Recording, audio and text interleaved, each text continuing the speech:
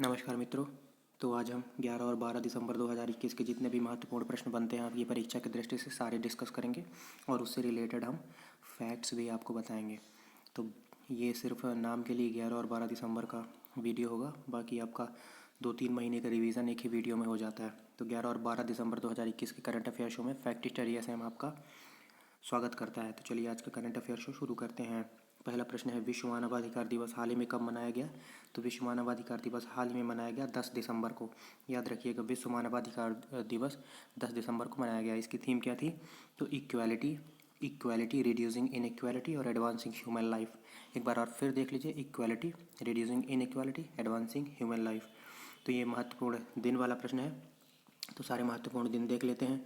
1 दिसंबर को क्या क्या मनाया गया? तो BSF का 57वां स्थापना दिवस मनाया गया। एड्स डे भी मनाया गया, विश्व एड्स दिवस, एड्स के लिए जागरूकता फैलाने के लिए 1988 से मनाया जा रहा है एड्स दिवस। ठीक है, तो एड्स दिवस भी मनाया गया। एड्स की फुल फॉर्म क्या होती है? Acquired immuno deficiency syndrome. ये पूछा हुआ क्वेश्चन है, वहाँ पे एक्वायर्ड की जगह एक्यूट भी रहता है ऑप्शन में, तो आप बिल्कुल भी कंफ्यूज नहीं होंगे। विजय दिवस कब मनाया जाता है? विजय दिवस 16 दिसंबर को मनाया जाएगा। याद रखिएगा। अन्नदाता दिवस 23 दिसंबर को मनाया जाएगा। ये चौधरी चरण सिंह जी की जयंती होती है। ठीक है। सार्क चार्टर्ड दिवस कब मनाया गया? सार्क चार्टर्ड दिवस 8 दिसंबर को मनाया गया। अंतर्राष्ट्रीय नागरिक उड्डयन दिवस 7 दिसंबर को मनाया गया। अंतर्राष्ट्रीय नागरिक उड्डयन दिवस, इसे सिविल एविएशन डे भी बोलते हैं, 7 दिसंबर को मनाया गया। ठीक है, 1994 से ये सिविल एविएशन डे मनाना शुरू हुआ है। 2 दिसंबर को कौन कौन से दिन मनाए गए? तो 2 दिसंबर को एक तो मनाया गया विश्व कंप्यूटर साक्षरता दिवस। 2 दिसंबर को मनाया गया विश्व कंप्यूटर साक्षरता दिवस। और राष्ट्रीय प्रदूषण नियंत्रण दिवस, राष्ट्रीय प्रदूषण नियंत्रण दिवस, क्योंकि 2 और 3 दिसंबर की रात को भोपाल में मिथाइल आइसोसाइनेट गैस का रिसाव हो गया था यूनियन कार्बाइड फैक्ट्री से, जिससे हजारों लोगों की मृत्यु हो गई थी। और 2 दिसंबर को ही अंतर्राष्ट्रीय दास प्रथा उन्मूलन दिवस भी मनाया जाता है। इतने सारे दिवस आपको याद रखने हैं, बिल्कुल नहीं भूलने हैं। 24 दिसंबर को मनाया जाएगा राष्ट्रीय उपभोक्ता दिवस, तो ये बात भी याद रखिएगा। 4 दिसंबर को और क्या क्या मनाया गया? 4 दिसंबर को मनाया गया अंतर्राष्ट्रीय बैंक दिवस। अंतर्राष्ट्रीय बैंक दिवस। हमारा नेवी डे भी 4 दिसंबर को ही मनाया गया, तो ये बात भी याद रखिएगा। 6 दिसंबर को महापरिनिर्वाण दिवस मनाया गया। 6 दिसंबर को महापरिनिर्वाण दिवस मनाया गया। ठीक है। और 9 दिसंबर को क्या मनाया गया? तो 9 दिसंबर को मनाया गया अंतर्राष्ट्रीय भ्रष्टाचार विरोधी दिवस। ठीक है। और अंतर्राष्ट्रीय भ्रष्टाचार विरोधी दिवस की थीम क्या थी? योर राइट योर रूल, से नो टू करप्शन। क्या थी थीम 9 दिसंबर अंतर्राष्ट्रीय भ्रष्टाचार दिवस की? योर राइट योर रूल, से नो टू करप्शन। ठीक है, तो याद रखेंगे। और एक क्वेश्चन और पूछता है कि राष्ट्रीय मानवाधिकार आयोग की स्थापना किस अधिनियम से हुई थी? तो 1993 के अधिनियम से राष्ट्रीय मानवाधिकार आयोग की स्थापना होती है। ठीक है। और वर्तमान में कौन अध्यक्ष है राष्ट्रीय मानवाधिकार आयोग के? तो वर्तमान में अध्यक्ष है अरुण मिश्रा। याद रखेंगे, मोस्ट इम्पॉर्टेंट क्वेश्चन है। अरुण मिश्रा ये वर्तमान में मानवाधिकार आयोग के अध्यक्ष हैं, जस्टिस अरुण मिश्रा। इससे पहले HL दत्तू थे, तो उनके स्थान पर अरुण मिश्रा आ गए हैं। ये जस्टिस ही होते हैं, याद रखिएगा, हमेशा जस्टिस ही होते हैं सुप्रीम कोर्ट के मानवाधिकार आयोग के अध्यक्ष। तो चलिए, इतनी सारी चीज़ें आपको नोट करनी है, नोट करते चलिएगा, नोट्स बनाते चलिएगा। चलिए अगला प्रश्न देखते हैं। DRDO से प्रश्न है रिलेटेड। अगला प्रश्न किससे रिलेटेड है? DRDO से रिलेटेड है। तो DRDO ने सतह से हवा, मतलब सरफेस टू एयर में मार करने वाली मिसाइल क्या है? वर्टिकल शॉर्ट रेंज मिसाइल का सफल परीक्षण कहाँ से किया है? इसको क्या बोलते हैं? Vertical short range missile. बिल्कुल, इसको सही बोलते हैं, वर्टिकल शॉर्ट रेंज मिसाइल इसको बोलते हैं। इसको vertical short range surface to air missile system इसको बोलते हैं। ठीक है, एक बार फिर से देख लीजिए। Vertical short range surface to air missile system इसको बोलते हैं। इसका हाल ही में सफल परीक्षण कहाँ से किया गया? इसका हाल ही में सफल परीक्षण किया गया है चांदीपुर, और चांदीपुर है उड़ीसा में, तो ये बात याद रखिएगा। और व्हीलर द्वीप भी उड़ीसा में है, इसका नया नाम है APJ अब्दुल कलाम द्वीप। हवाई द्वीप तो अमेरिका में हो जाता है। तो ये उड़ीसा से रिलेटेड प्रश्न है। तो उड़ीसा से रिलेटेड और हम कुछ फैक्ट कवर कर लेते हैं। तो उड़ीसा की राजधानी क्या है? भुवनेश्वर। उड़ीसा के सीएम कौन है? नवीन पटनायक। ठीक है, बीजू जनता दल पार्टी है इनकी। और यहाँ के गवर्नर कौन है? गणेशी लाल। गणेशी लाल यहाँ के गवर्नर हो जाते हैं। ठीक है, और व्हीलर द्वीप मैंने बताया, इसका नया नाम एपीजे अब्दुल कलाम द्वीप है। और क्या है? आपदा प्रबंधन। आपदा प्रबंधन को उड़ीसा में अनिवार्य विषय कर दिया गया है। यहाँ पे चल रहा है स्वच्छ बिंदु सागर पहल। स्वच्छ बिंदु सागर पहल भी उड़ीसा में चल रही है। गरिमा नाम की योजना चल रही है। और यहाँ पे वाइल्ड लाइफ सेंचुरी की बात करते हैं तो Sunabeda wild life sanctuary, Kotgarh wild life sanctuary, Nalabana wild life sanctuary, Baisipalli wild life sanctuary और गहिरमठ वाइल्ड लाइफ सेंचुरी। इसमें महत्वपूर्ण कौन कौन से हैं?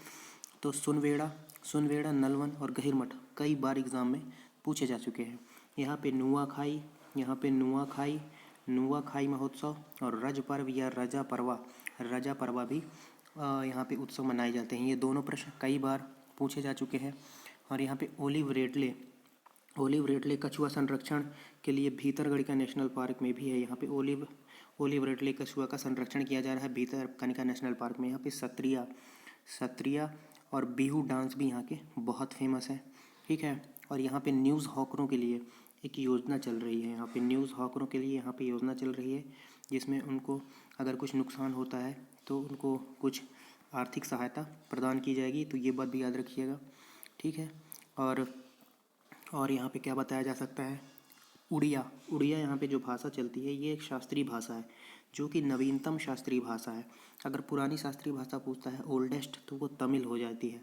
ठीक है, और इसके अलावा कौन कौन सी हैं? तो मलयालम, कन्नड़, संस्कृत और तेलुगु, मलयालम, कन्नड़, संस्कृत, ये और भाषाएं होती। टोटल 6 मिलाकर भाषाएं हैं। और मैंने ही एक परीक्षा देने गया था तो उसमें सबसे पुरानी भाषा पूछा हुआ था, तो मैंने तमिल नहीं संस्कृत लगा दिया था, जो कि बिल्कुल गलत उत्तर हो जाता है आपका। सबसे पुरानी भाषा तमिल है, सबसे नई भाषा उड़िया है। शास्त्रीय भाषा की बात कर रहे हैं।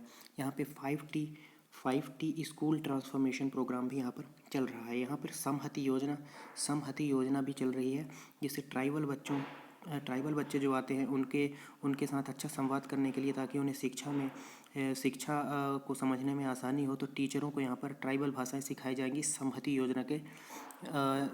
योजना यहाँ पे इसीलिए चलाई जा रही है। यहाँ पे ड्रिंक वाटर टैप योजना और पूरी में 24/7 फ्रेश वाटर भी यहाँ पे आ रहा है। और ऋषिकुल्य और गोल्डन बीच भी है। अब कुछ देख लेते हैं मिसाइल। आपसे पूछता है, DRDO की बात हुई है तो यहाँ पे कुछ मिसाइल भी देख लेते हैं। डिफेंस सिस्टम की बात हुई है तो निर्भय मिसाइल की बात होती है, तो ये सुपरसोनिक क्रूज मिसाइल है। और वहीं पर ब्रह्मोस की बात हो जाती है, अगर ब्रह्मोस की बात हो जाती है, सॉरी, निर्भय जो है सबसोनिक क्रूज मिसाइल है। निर्भय की बात अगर करते हैं तो वो सबसोनिक क्रूज मिसाइल होगी। और ब्रह्मोस जो है वो सुपरसोनिक क्रूज मिसाइल होगी। ब्रह्मोस जो है इंडिया और रशिया का इनिशिएटिव है, तो याद रखिएगा। ठीक है, एक बराक भी है जो भारत और इजराइल का इनिशिएटिव है। ठीक है, तो निर्भय अगर पूछता है तो आपसे एक क्रूज मिसाइल हो जाएगी सबसोनिक क्रूज मिसाइल, और BrahMos supersonic cruise missile. Pinaka क्या है आपसे अगर पूछता है तो पिनाका एक रॉकेट लॉन्चिंग सिस्टम है। अग्नि क्या है? तो अग्नि सरफेस टू सरफेस मिसाइल है। ठीक है, सरफेस टू सरफेस मिसाइल है।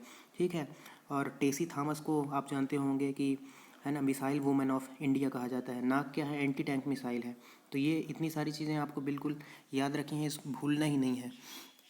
बिल्कुल आप याद रखिएगा, इतनी सारी चीज़ें आपको बिल्कुल भी नहीं भूलना है। ठीक है, तो याद रखेंगे इतनी सारी चीज़ें। अगला प्रश्न आपका बन रहा है कि बीजिंग शीतकालीन ओलंपिक बीजिंग में हो रहा है, चाइना की राजधानी में। तो इनका राजनयिक बहिष्कार करने की घोषणा किसने की है? प्रश्न ये है। राजनयिक बहिष्कार का मतलब क्या है कि इनके एथलीट तो जाएंगे चाइना पर इनके साथ कोई भी इनका अधिकारी नहीं जाएगा, सिर्फ एथलीट ही जाएंगे और स्पोर्ट्स जो स्टाफ है वही जाएंगे, कोई भी अधिकारी नहीं जाएगा। तो शीतकालीन ओलंपिक में राजनयिक बहिष्कार की घोषणा किया है। सबसे पहले अमेरिका ने की थी। सबसे पहले अगर पूछता है तो अमेरिका ने राजनयिक बहिष्कार की घोषणा की थी। उसके बाद कनाडा, ऑस्ट्रेलिया और यूके ने भी राजनयिक बहिष्कार की घोषणा कर दी है। तो ये बात बिल्कुल आप याद रखेंगे। ठीक है, और ऑस्ट्रेलिया की बात है तो ऑस्ट्रेलिया में ऑस्ट्रेलियन बिग बैश लीग में खेलने वाले पहले प्लेयर अगर आपसे पूछता है तो आप लगा देंगे उसको उन्मुक्त चंद जो हैं ऑस्ट्रेलिया बिग बैश लीग में खेलने वाले पहले भारतीय खिलाड़ी हैं। तो ये बात बिल्कुल याद रखेंगे। और यूएसए के 46वें प्रेसिडेंट है जो बाइडेन है। और 49वीं जो उपराष्ट्रपति हैं वो कमला हैरिस हैं हमारी, ठीक है। तो ये बात बिल्कुल आप याद रखेंगे, बिल्कुल आपको भूलना ही नहीं है। और 33वें ओलंपिक, अभी 32वें ख़त्म हुए टोक्यो में, तो 33वें ओलंपिक कहाँ पर होंगे, तो पेरिस के अंदर होंगे। और फीफा वर्ल्ड कप 2022 कहाँ पर होगा, तो ये कतर में होना है। तो ये बात भी आप याद रखेंगे। अगर 34वें ओलंपिक भी पूछता है तो वो लॉस एंजल्स में होना है। तो इतनी सारी चीज़ें बिल्कुल आपको भूलना ही नहीं है। और अभी इनका जो इनके पूर्व राष्ट्रपति थे कौन, डोनाल्ड ट्रंप, उन्होंने सोशल मीडिया प्लेटफॉर्म, अपना खुद का सोशल मीडिया प्लेटफॉर्म लॉन्च किया है, ट्रूथ। तो ये बात भी आप याद रखेंगे, बिल्कुल भूलेंगे नहीं। अगला प्रश्न है, आपदा राहत के लिए पैनेक्स अभ्यास कहाँ पर आयोजित हुआ। आपदा राहत के लिए पैनेक्स अभ्यास कहाँ पर आयोजित हुआ।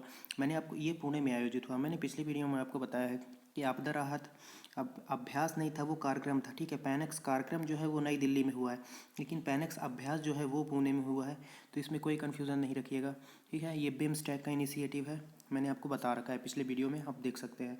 अगला प्रश्न है, federation of Indian commerce and chambers industries, जिसे फिक्की बोलते हैं शॉर्टकट में, ठीक है।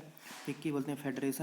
Federation of Indian commerce and chambers industries के नए अध्यक्ष किसे चुना गया है, तो नए अध्यक्ष किसके चुना गया है, संजीव मेहता को फिक्की के नए अध्यक्ष चुना गया है। मोस्ट इंपॉर्टेंट छपने वाला प्रश्न है। पराग अग्रवाल तो ट्विटर के हैं, और ट्विटर के अभी हाल ही में सीईओ बनाए गए हैं। और अजय पाल सिंह बंगा किसके प्रमुख बनाए गए हैं, तो जनरल अटलांटा कंपनी के प्रमुख बनाए गए हैं। क्या नाम है इनका, अजय पाल सिंह बंगा। तो बिल्कुल याद रखेंगे, ठीक है। और अगर आपसे प्रश्न पूछता है कि फिक्की की जो स्थापना है वो कब हुई थी, तो 1927 में हुई थी। घनश्याम दास बिरला व पुरुषोत्तम ठाकुर ने गांधी जी की सिफारिश पर इसकी स्थापना की थी, ठीक है। और ये संजीव मेहता जो है उदय शंकर की जगह पर होंगे।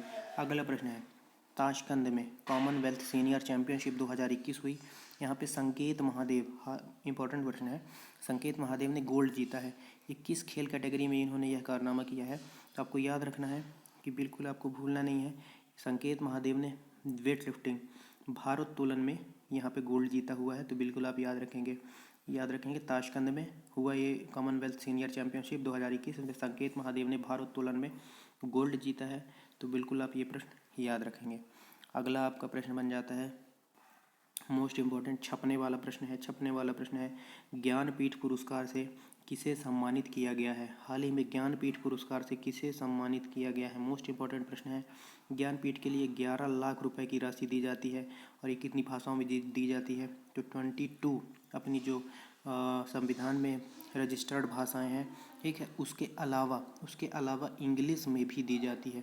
तो ये टोटल 23 भाषाओं के लिए दी जाती है, और सर्वोच्च साहित्य सम्मान के अंतर्गत माना जाता है, ठीक है। तो ये बात भी आप याद रखेंगे। और पहला ज्ञानपीठ पुरस्कार श्री शंकर कुरूप को मिला था, तो ये बात भी याद रखेंगे। अभी किसको किसको मिला है, तो 2020-21 के लिए नीलमणि फूकन जूनियर को मिला है। ये बात आप याद रखेंगे, बिल्कुल भूलना नहीं है। नीलमणि फूकन जूनियर को 2020-21 के लिए मिला है। और दामोदर मौजो को 2021-22 के लिए मिला है, याद रखेंगे। यहाँ पे 2020-21 के लिए मिला है नीलमणि फूकन जूनियर को, और दामोदर मौजो को 2021-22 के लिए मिला हुआ है। तो बिल्कुल आप याद रखेंगे। और नीलमणि फूकन जो है वो असमी कवि हैं, और दामोदर मौजो जो है वो कोंकणी लेखक हैं। बिल्कुल आपको याद रखना है, ये बात नहीं भूलना है, ठीक है। पहले नीलमणि फूकन को मिला है, ठीक है, 2020-21 के लिए, और 2021-22 के लिए दामोदर मौजो को मिला है। बिल्कुल मोस्ट इंपॉर्टेंट प्रश्न है, याद रखेंगे। और इनका फील्ड भी याद रखिएगा। नीलमणि फूकन जो है असमी कवि हैं, और दामोदर मौजो कोंकणी भाषा के लेखक हैं। यहाँ पे देख लीजिए कुछ और सम्मान जो है, सरस्वती सम्मान की अगर बात करते हैं, तो 30वां सरस्वती सम्मान मिला है शरद कुमार निम्बाले को। और किसके लिए मिला है, इनकी कृति है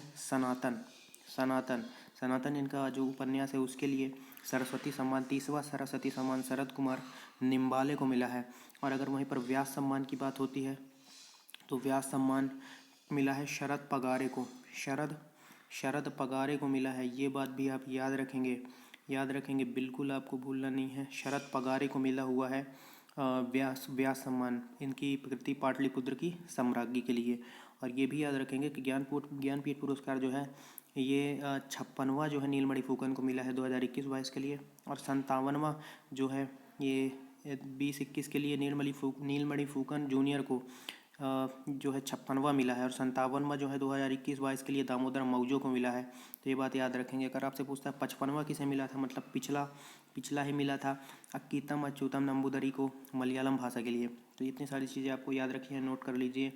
अगला प्रश्न है आपका, अरब देशों के लिए ब्राज़ील को पीछे छोड़कर कौन सबसे बड़ा खाद्य आपूर्तिकर्ता देश बन गया है। तो अपना देश भारत बिल्कुल अरब देशों के लिए नंबर 1 खाद्य आपूर्तिकर्ता देश बन गया है। इसने ब्राज़ील को पीछे छोड़ दिया है, तो इसका सही उत्तर हो जाएगा भारत। अगला प्रश्न, सप्ताह में साढ़े चार दिन का वर्क कल्चर अपनाने वाला दुनिया का पहला देश कौन बन गया है। ठीक है, तो ऑप्शन में चीन है, लेकिन चीन उसका उत्तर नहीं है, उसका उत्तर है UAE। सप्ताह में 4.5 दिन का वर्क कल्चर अपनाने वाला दुनिया का पहला देश बन गया है। अगला प्रश्न, she is a change maker कार्यक्रम किसने चलाया। तो सी इज अ चेंज मेकर कार्यक्रम किसने चलाया, तो शी लगा हुआ है, आप देख ही रहे हैं। तो इसको चलाया राष्ट्रीय महिला आयोग और इसकी वर्तमान में अध्यक्ष कौन है, रेखा शर्मा। और इसकी स्थापना होती है महिला आयोग की उस 1990 के अधिनियम से 1992 में स्थापित है। तो दोनों चीज़ें आपको याद रखनी है। और इसके प्रमुख मैंने बताया आपको, रेखा शर्मा। अगला प्रश्न है, सिपरी की रिपोर्ट आई है। ठीक है, सिपरी की रिपोर्ट आई है, तो हाल ही में कौन भारतीय कंपनी हथियार बिक्री में टॉप 100 में आ गई हैं। तो आपको बताना है कि निम्नलिखित में से कौन सी भारतीय कंपनियां टॉप 100 में आ गई हैं। क्या वो HAL है, हॉल जिसको बोलते हैं अपन, हिंदुस्तान एरोनॉटिक्स लिमिटेड है, क्या वो इंडियन ऑर्डिनेंस फैक्ट्री है, क्या वो भारत इलेक्ट्रॉनिक्स लिमिटेड है, क्या वो BHEL भेल है। तो इसमें से BHEL को छोड़कर ये तीनों हैं, Hindustan aeronautics limited, Indian ordnance factory और भारत इलेक्ट्रॉनिक्स लिमिटेड। ये तीनों कंपनियां जो हैं, ये तीनों कंपनियां टॉप 100 में आ गई हैं हथियार बेचने के मामले में। तो ये बात आप याद रखेंगे। हमारी जो हॉल ये 42वें नंबर पर थी।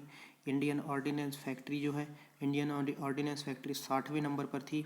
और भारत इलेक्ट्रॉनिक्स लिमिटेड हमारी 66वें नंबर पर है। तो इसमें कोई कन्फ्यूज़न नहीं रखिएगा।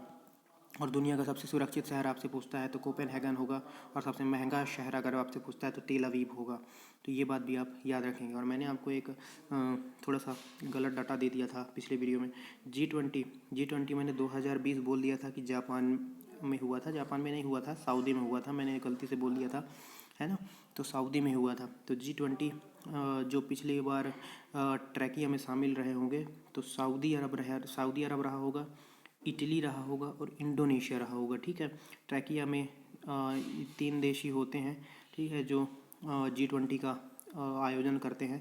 तो अब जो G20 जो है 2022 में होने वाला है इंडिया में, तो यहाँ से सऊदी हट जाएगा। अब हो जाएंगे ट्रैकिया में इटली, इंडोनेशिया और इंडिया। तो ये बात मैंने आपको कई बार बता रखी है। अगला प्रश्न आपका बन जाता है, अमेज़ॉन पर हाल ही में किस देश ने $1.3 बिलियन का जुर्माना लगाया है। तो अमेज़ॉन पर हाल ही में 1.3 बिलियन का जुर्माना लगाया है, तो इटली ने लगाया है, याद रखिएगा। अमेज़ॉन पर 1.3 बिलियन का जुर्माना, बहुत बड़ा जुर्माना है। और इटली में याद रखिएगा फूड एंड एग्रीकल्चर ऑर्गेनाइजेशन का हेडक्वार्टर भी है, और वर्ल्ड फूड प्रोग्राम का भी हेडक्वार्टर इटली में ही है। इटली की राजधानी रोम है, याद रखिएगा।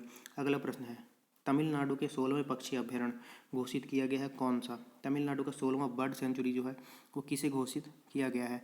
तो बिल्कुल इसका सही उत्तर हो जाएगा, काजू वैली वेटलैंड्स। ठीक है, काजू वैली वेटलैंड्स इसका सही उत्तर हो जाएगा। तमिलनाडु का 16वां पक्षी अभ्यारण्य घोषित कर दिया गया है हाल ही में। और तमिलनाडु के बारे में कुछ फैक्ट याद रखिए, यहाँ के CM हैं MK स्टालिन। ठीक है, यहाँ के CM कौन है, MK स्टालिन है यहाँ के CM, बिल्कुल आप याद रखेंगे। और यहाँ के गवर्नर कौन है, तो आर एन रवि यहाँ के गवर्नर हो जाते हैं। और ये भी याद रखिएगा कि डुजोंग कंजर्वेशन रिजर्व में राजस्थान पटवार में पूछा जा चुका है। डुजोंग कंजर्वेशन रिजर्व भी तमिलनाडु में बना है। एशिया का सबसे बड़ा कैटल पार्क भी तमिलनाडु में ही बनेगा। यहाँ पर कुडनकुलम परमाणु संयंत्र भी है, जो कि रशिया की सहायता से है। ठीक है, अंगदान में टॉप पर है, मछली उत्पादन में भी टॉप पर है, कपास उत्पादन में कौन टॉप पर है, तो गुजरात कपास उत्पादन और मूंगफली उत्पादन में टॉप पर है। और आदिपुरम त्यौहार कहाँ पर मनाया जाता है, तो आदिपुरम त्यौहार तमिलनाडु में ही मनाया जाता है। अगर आपसे पूछता है मकरविलक्कू त्यौहार कहाँ पर मनाया जाता है, तो मकरविलक्कू त्यौहार जो है वो मनाया जाता है केरल में। मकरविलक्कू त्यौहार अगर आपसे पूछता है तो केरल के साबरीमाला मंदिर में, आप जानते होंगे केरल के साबरीमाला मंदिर में मकरविलक्कू का त्यौहार मनाया जाता है। तो इतनी सारी चीज़ें आपको याद रखनी है, नोट कर लीजिए। अगला प्रश्न है मोस्ट इंपॉर्टेंट छपने वाला प्रश्न है, शिक्षा मंत्रालय का एक नया ऐप कौन सा आया है। क्या वो भाषा संगम है, क्या वो भाषा अनुवाद है, क्या वो भाषा संगीत है, क्या वो भाषा अमृत है? तो आपका सीधा सा उत्तर हो जाएगा शिक्षा मंत्रालय का ऐप है भाषा संगम। भाषा संगम है और शिक्षा मंत्री कौन है अपने? धर्मेंद्र प्रधान। तो ये बात याद रखेंगे। अगला प्रश्न है फोर्ब्स। फोर्ब्स की 100 सबसे ताकतवर महिला सूची में टॉप पर कौन है? अभी भारतीय के लिए निकाला था तो उसमें टॉप पर निर्मला सीतारमण थी। तो ये बात याद रखिएगा। लेकिन ये चूँकि पूरे वर्ल्ड का है तो इसमें क्या वो कमला हैरिस हैं, क्या वो मैकेंजी स्कॉट हैं, क्या वो निर्मला सीतारमण है, क्या वो जैकेंडा ऑर्डन है? तो यहाँ पर देख लीजिए इसका सही उत्तर है मैकेंजी स्कॉट। विश्व की सबसे ताकतवर महिला घोषित किया गया है फोर्ब्स के अनुसार मैकेंजी स्कॉट को, और कमला हैरिस को दूसरे नंबर पर रखा गया है। याद रखिएगा, मोस्ट कन्फ्यूजिंग भी हो सकता है, सॉरी, और छपने वाला प्रश्न भी हो सकता है। कमला हैरिस दूसरे नंबर पर है, मैकेंजी स्कॉट पहले नंबर पर है, और जैकेंडा ऑर्डन तो न्यूजीलैंड की जो प्राइम मिनिस्टर हैं, और हमारी वित्त मंत्री निर्मला सीतारमण इस रैंकिंग में 37वें नंबर पर है। याद रखिएगा। और अगर भारत में पूछते हैं तो निर्मला सीतारमण टॉप पर हैं, उसमें नीता अंबानी सेकंड पर है, जो भारत की बात हो रही है। और वर्ल्ड की बात होगी तो निर्मला सीतारमण 37वें नंबर पर है, मैकेंजी स्कॉट टॉप पर है। तो इसमें कोई कन्फ्यूजन नहीं होनी चाहिए। अगला प्रश्न है लोवी इंस्टीट्यूट की रिपोर्ट के अनुसार एशिया पावर 2021 के लिए टॉप देश कौन सा है? तो ये मोस्ट इंपॉर्टेंट और कन्फ्यूजिंग और छपने वाला प्रश्न है। तो इसका मतलब ये है कि अनुसार पावर, एशिया पावर का मतलब है वहाँ पर सिर्फ सैन्य ताकत की बात नहीं हो रही है, उस कंट्री का कितना इन्फ्लुएंस है, कितना प्रभाव वो डालता है एशिया पर, इस बात पर भी है। और सैन्य ताकत तो है ही नो डाउट, लेकिन वो एशिया पर कितना प्रभाव अपना छोड़ रहा है ना, उसके बिना एशिया में कितने काम रुक जाएंगे, मतलब बहुत सारी चीज़ों को इसमें इंक्लूड किया जाता है। तो इसी के हिसाब से एशिया की सबसे पावरफुल कंट्री घोषित किया गया है। अभी अमेरिका फर्स्ट नंबर पर है। तो सोचिए, नॉर्थ अमेरिका कॉन्टिनेंट का देश है, 7 समुंदर पार, फिर भी एशिया में टॉप पर अमेरिका है, इसीलिए चाइना इससे इतना डरता है। सेकंड नंबर पर चाइना है, याद रखेंगे, सेकंड नंबर पर इसमें चाइना है। थर्ड नंबर पर इसमें जापान है, और फोर्थ नंबर पर है अपना भारत। रूस को पीछे हमने छोड़ दिया है, रूस 5वें नंबर पर चला गया है। तो ये बात याद रखेंगे, बिल्कुल याद रखेंगे। रूस 5वें नंबर पर चला गया। पहले नंबर पर यूएसए, दूसरे नंबर पर चाइना, तीसरे नंबर पर जापान, चौथे नंबर पर इंडिया, 5वें नंबर पर रशिया। तो याद रखेंगे बिल्कुल, ये प्रश्न भूलना ही नहीं है। अगला प्रश्न आपका बन जाता है यंग जियो स्पेशियल साइंटिस्ट पुरस्कार किसने जीता हाल ही में? यंग जियो स्पेशियल साइंटिस्ट पुरस्कार हाल ही में किसे दिया गया? तो रूपेश गोयल को यंग जियो स्पेशियल साइंटिस्ट पुरस्कार दिया गया है। मोस्ट इंपॉर्टेंट क्वेश्चन आपके लिए बन जाता है। तो यहीं पर आप कुछ फैक्ट भी जान लीजिए। तो मिस अगर आपसे पूछता है यहाँ पे कि आर्यभट्ट अवार्ड किसे मिला है? आर्यभट्ट अवार्ड यहाँ पे जी सतीश रेड्डी को मिला हुआ है। याद रखिएगा, जी सतीश रेड्डी को आर्यभट्ट पुरस्कार से सम्मानित किया गया है, जो कि डीआरडीओ के प्रमुख हैं। बिल्कुल याद रखिएगा। और अगर आपसे पूछता है डीआरडीओ साइंटिस्ट पुरस्कार किसे मिला है, तो डीआरडीओ को साइंटिस्ट पुरस्कार मिला है डॉक्टर हेमंत कुमार को। रुपेश गोयल को क्या मिला है? यंग जियो स्पेशियल साइंटिस्ट अवार्ड। याद रखिएगा, रुपेश कुमार को यंग जियो स्पेशियल साइंटिस्ट पुरस्कार, डॉक्टर हेमंत कुमार को डीआरडीओ साइंटिस्ट पुरस्कार मिला हुआ है, और आर्यभट्ट पुरस्कार डीआरडीओ के प्रमुख जी सतीश रेड्डी साहब को मिला हुआ है। और आपसे पूछता है अगर पुलित्जर प्राइज़ किसे मिला है, तो पुलित्जर प्राइज़ मिला हुआ है मेघा राजगोपालन को मिला हुआ है। पुलित्जर प्राइज़ पत्रकारिता के लिए मिलता है। और अगर न्यूज़पेपर पूछता है तो न्यूयॉर्क टाइम्स और मेघा राजगोपालन को पुलित्जर प्राइज़ मिला है। और प्रित्जकर प्राइज़ जो है वो वास्तुकला के लिए मिलता है, प्रित्जकर प्राइज़। और आज तक एक ही भारतीय को प्रित्जकर प्राइज़ मिला हुआ है, बालकृष्ण दोषी को।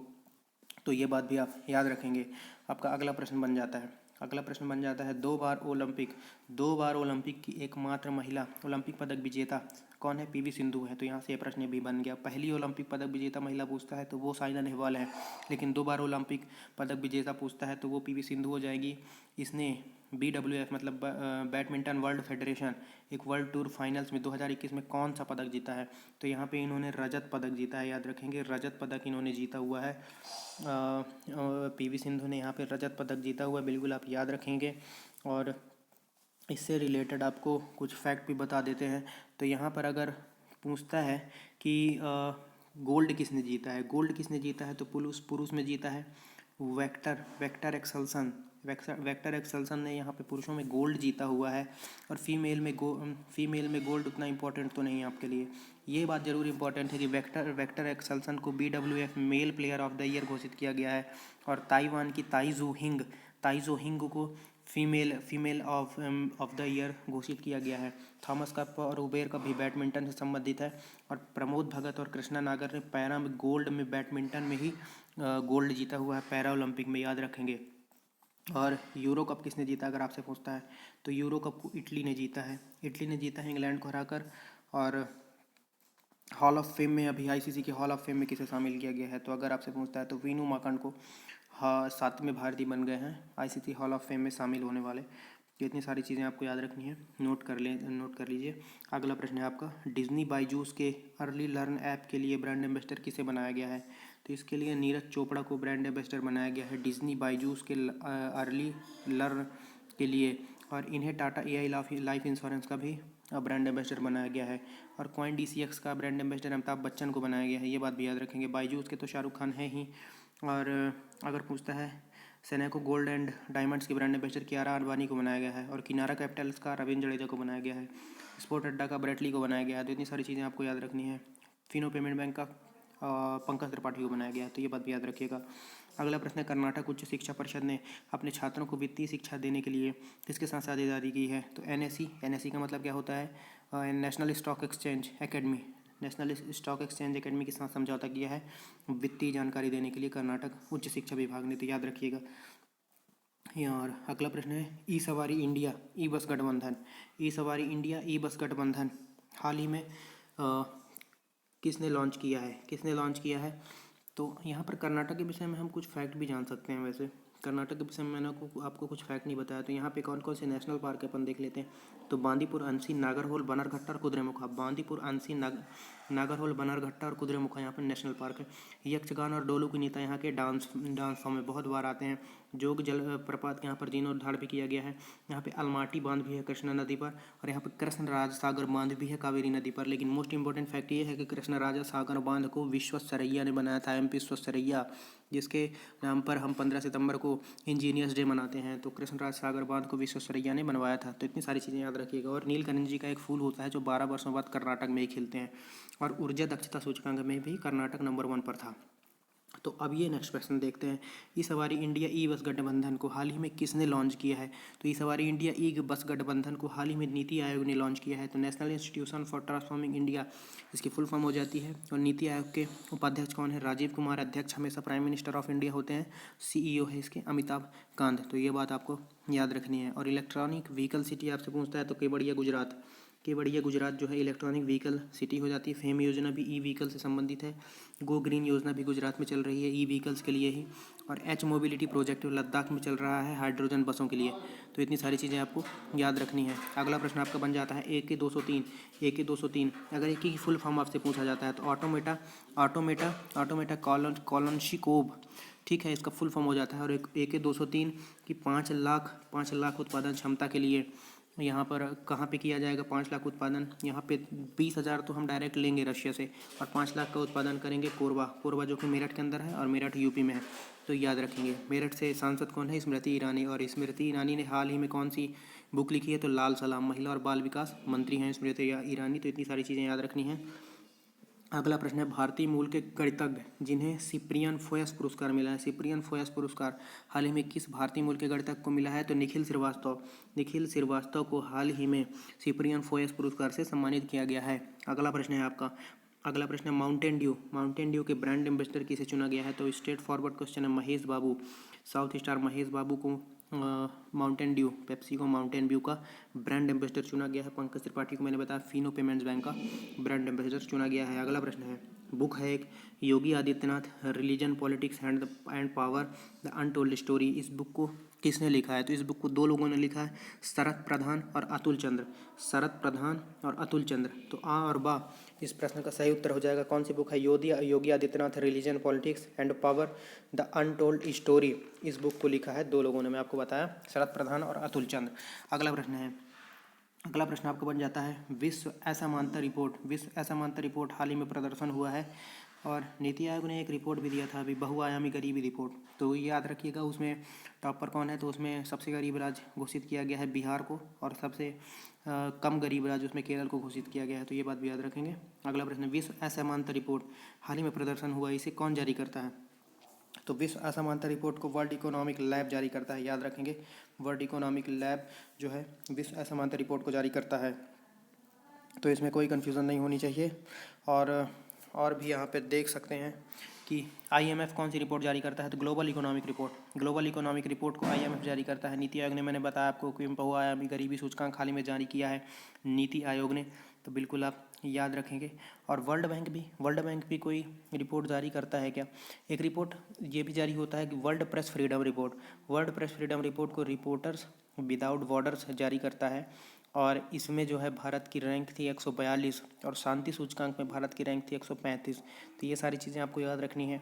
और ह्यूमन कैपिटल इंडेक्स आता है कि इसे वर्ल्ड इकोनॉमिक फोरम जारी करता है, तो ये बात भी याद रखेंगे। और वर्ल्ड बैंक मैंने पूछा आपसे, तो ease of doing business index world bank जारी करता था, जिसमें भारत की रैंक 63 थी। Ease of doing business index को वर्ल्ड बैंक ने बंद कर दिया है, तो ये बात भी आप याद रखेंगे। भुखमरी सूचकांक में 101 नंबर पर है भारत। और मानव विकास सूचकांक यूएनडीपी जारी करता है, और उसमें इंडिया की रैंक 131 है। इतनी सारी चीज़ें आपको याद रखनी है। अगला प्रश्न है, बुक से रिलेटेड है, the Midway battle, Modi ji roller coaster second term किताब को किसने लिखा है हाल ही में? याद रखिएगा, ये प्रश्न बहुत ही महत्वपूर्ण हो जाता है आप लोगों के लिए। The Midway battle, Modi ji roller coaster second term, इस बुक को लिखा है गौतम चिंतामणि ने। याद रखिएगा, इस बुक को लिखा है गौतम चिंतामणि ने, और इसका विमोचन किया है हमारे उपराष्ट्रपति वेंकैया नायडू ने। तो आज का पूरा वीडियो देखने के लिए बहुत बहुत धन्यवाद आपका। यह हमारा आखिरी प्रश्न समाप्त हुआ।